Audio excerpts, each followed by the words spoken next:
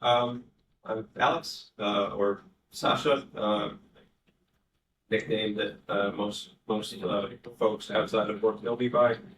Um, I guess I'll give you a quick rundown of who I am, where I come from, why I'm here, right?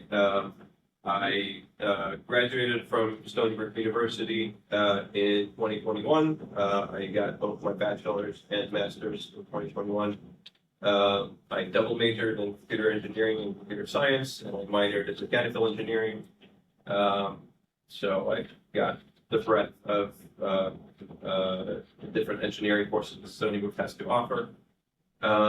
Beginning, I believe, about the middle of my sophomore year, I started to intern at IPS, Intelligent Product Solutions. I started there as an embedded systems intern. Once I graduated, I was hired as a full-time employee, and now I'm an embedded systems engineer at the same company. That's it about me. If you have any other questions, I'll be happy to answer them later. But I'll give you a quick presentation about what IPS is, what we do, and hopefully it interests you. So, Intelligent Product Solutions, we are essentially just an engineering contractor company. Clients come to us with engineering challenges, and we help them solve them. Right, so it could be anything from, hey, we have this idea for a product, can you help us make this? To, we have this product and we have a component that we can't acquire from our sources, and we need to replace it with a different component. Could you help us identify what would be a viable solution? So we do anything and everything that our client wants us to, right? So we have a mechanical engineering team for any mechanisms, enclosures, fixtures, other mechanical needs. We have the embedded systems team for any low-level IoT applications, electronic devices, things like that. Excuse me. We have the electrical team, which works with PCB design, and power electronics, things of that nature. We have a software team that does higher level software. So the embedded software team are kind of divvying up the application layer versus the hardware bare metal layer of the software design. We have an industrial design team that kind of focuses on making products look good for our customer. And more recently, we've expanded into the IT services. So our IT team also provides IT services for other companies and cloud security, things like that. But overall, we have many things that we do, and many of those interest you, and that would be a great place for you. So just out of curiosity, how many of you are electrical engineering students? And computer engineering? And mechanical software? All right, very good. We have a big umbrella of people. Awesome. So I'll go in a little bit more details about the electrical group. So this kind of gives you a quick summary of it. But for the most part, the electrical team does PCB design and component selection, PCB layout. We have a couple of folks who are experts in digital and analog circuit design. So if a customer needs a specific circuit that behaves a very certain way for, say, an AC to DC converter, we have folks who are knowledgeable enough to help them design that and select the right components, select the right parts, make sure that everything is rated right. From an electrical engineer's perspective, I'm not on the electrical team, but I can tell you that their day consists of reading a lot of data sheets, figuring out what components are correct, what they're rated for, where do they fit, some circuit design, some PCB layouts, etc., etc. We have an expert in RF, so if our client needs, say, a Bluetooth device, we have someone who knows the regulation requirements that go into making such a device, and also is able to help them optimize their antenna design and other things to make sure that they get as much range out of a battery-powered device as possible. And power, big important thing to really consider, especially nowadays when a lot of folks want things to be battery operated and portable. It needs to fit in your pocket, right? That has its own set of challenges that come around. So a little bit about the embedded team. That's where I am. The way I like to describe it to folks who are not as technical as you guys is I write code for things that are too small to have an operating system. I think that pretty much summarizes what I do, right? So I work on, say, home security alarms that really doesn't need an operating system because it doesn't have a user running any applications on it, but there is some code involved to make sure that it is able to read information from sensors, communicate that potentially to a phone application or a cloud server, and then also control whatever electronics on the actual physical alarm, like a buzzer to sound the alarm if anything's happening. I've worked on things like water meters that measure the flow of water. Obviously, it doesn't need an operating system, but it still needs some smarts to read data from a sensor and then report that information out.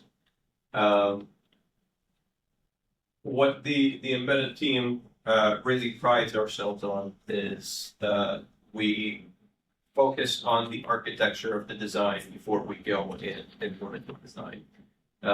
I know that in the modern world, the agile methodology is sometimes very popular, but for certain things, it is not very applicable.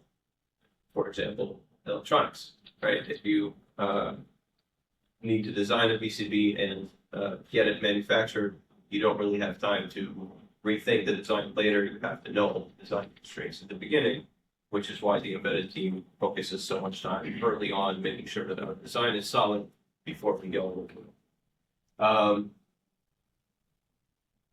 What else?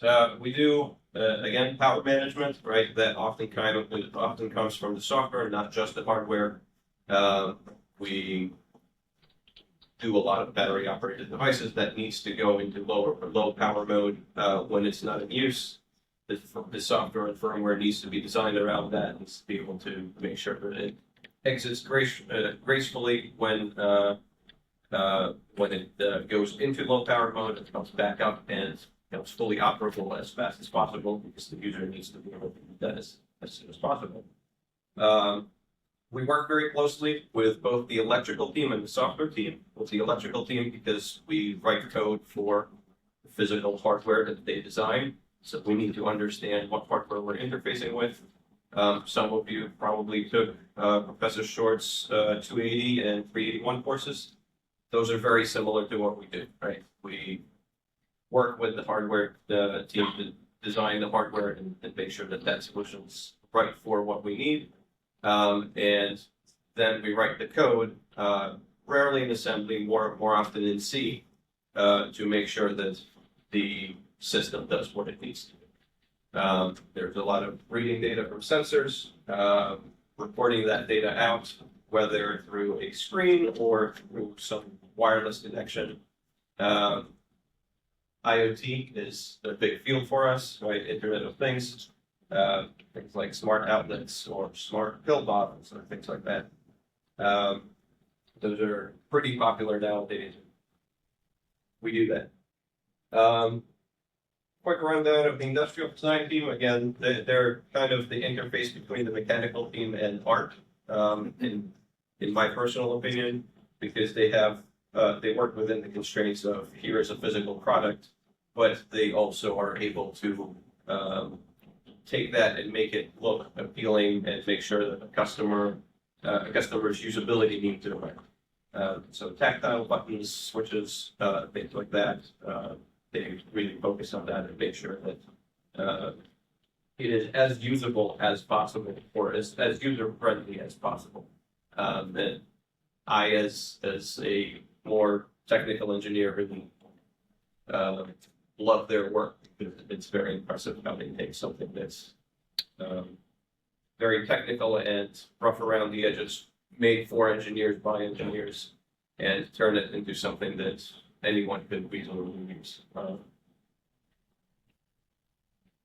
Mechanical engineering, they do a lot of things, but a lot of their work is in CAD, and they design the product, make sure that it operates the way it physically is supposed to operate. Sometimes they interface with the embedded and electrical teams because they need to design a certain sensor to do something, and it has a moving component. They need to be able to measure that data, capture that, and then based on that, make a decision of, oh, we need to adjust this port. I'm not super familiar with their work, but they make physical things work.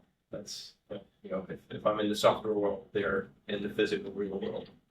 The software team, they, as I said, embedded and software kind of split that, split the difference where writing code is concerned, but the software team really focuses on higher level applications. So mobile apps, web apps, the UI part of it, the backend database stuff. They do pretty much anything that is not bare metal hardware, where you're not really interacting with LEDs and switches. You're thinking of it in a more mathematical perspective. So, yeah, their work is very similar to what you would probably see in any of your computer science courses. But they believe most of their focus is in mobile apps and web apps. They do a very wide breadth of things. We also have a systems group who is if they necessarily belong to any group in particular, but they are the system architects, right? They look at it at any project that comes around from a holistic perspective, and they say, well, the software needs to interact with firmware in this way. We need to be able to communicate this data across the channel. We only have this much bandwidth from an RF perspective.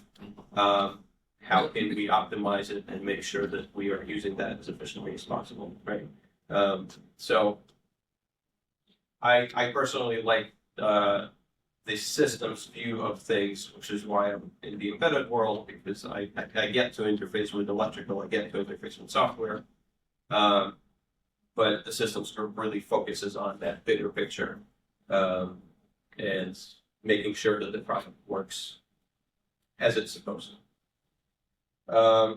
UI UX design, that's again mostly on the software team, but the industrial design team also sometimes gets involved with the, I guess, software presentation of things. They'll help make sure that the color scheme of a website is easy on the eyes, something that I as an engineer would not really think about, right? The green background, sure, why not? The industrial design team makes sure that what the user experience is appropriate. And they work with the software team. All right, so I'll go over a couple of projects that IPS has worked on, just to give you some examples of what we have done. This is a project from a while back. I don't believe that any projects that I'm talking about I personally worked on, but I have heard of them from folks at the company. So this was a vending machine for beer at stadiums. So I figured college students, I'm sure that you love beer. And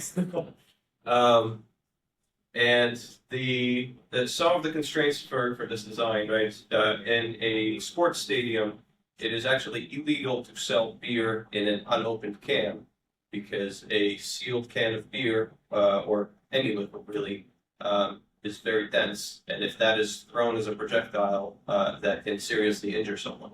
So any beverage sold at a sports stadium is always open as it is sold to the consumer. This was meant to be an automated system that stored however many cans of beer it was able to, refrigerated that, and then had a built-in payment system, a system to open the can and then serve that to the user. Some of the design constraints were it needed to be wheelchair accessible, so a lot of the controls were lower down so that someone coming up to it with a wheelchair would be able to grab the beer, pay for it. It had to have built-in refrigeration. I believe the original goal was for the beer to be loaded in, and by the time it made it out to the front, it would have reached a certain cold temperature that was considered cold enough for a beer. But yeah, and then the top countertop was kind of meant as a bar area where people could gather around the actual machine and enjoy beer with their friends. Next, so this is more for the electrical folks here. This was a collaboration between both the mechanical, all the mechanical, electrical, embedded, and software teams. Software, I believe there was some mobile payment stuff that needed to happen. The mechanical team designed the entire machine. The electrical team worked on the electronics and integrated the payment system, and the firmware team worked on the payment system and actuation of any motors and other things.